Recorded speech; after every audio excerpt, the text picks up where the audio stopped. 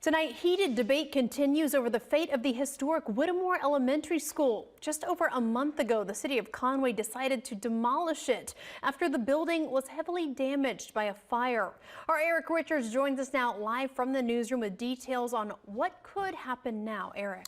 Well, Rachel, the city has owned the building since 2018 after it saw damage from Hurricane Matthew in 2016. It was later condemned in 2020 after the city found it beyond repair at that time. Now the main building, as you mentioned, has been demolished. It's unclear at this point, though, what will happen to that land. We want the entire property for our development that would honor Whittemore Elementary School. Members of the Whittemore Racepath Historical Society addressed Conway Council about the historic school. I don't know what is so difficult about that for you to understand the meaning of this for our community. The Whittemore Elementary building has been empty for decades and has remained a hot topic between the city and those wanting to preserve the property that first opened in 1954. The school is noted as being an equalization school in South Carolina, educating only African-American students prior to integration. The main building was heavily damaged by a fire a few months ago. This is actually where that building once stood. A lot of history in that building. That fire destroyed that.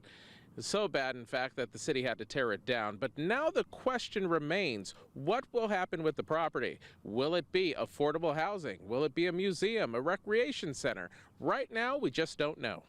Whittemore Historical wants a community center and developed plans for it prior to the fire. Never did we fail to say that the #1 goal for using that property would be to build a community center. No one between the time of the fire and this moment has said to us, well, the city has decided that we want to be the ones to develop this property.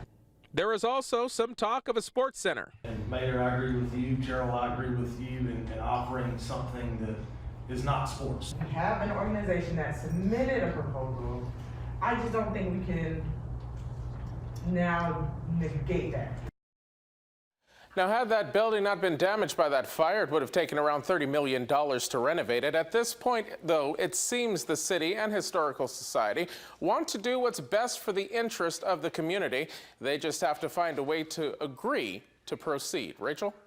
All right, while we have you, Eric, I also had another question here. Of course, there was also discussion at that meeting about a large development project that would bring thousands of homes to the area of Highway 701 and Pitch Landing Road. So, Eric, where are developers with that project? Well, Rachel, I can tell you that it's still very early in that process with conversations about bringing the multi-family and townhomes project to that area within that city limits.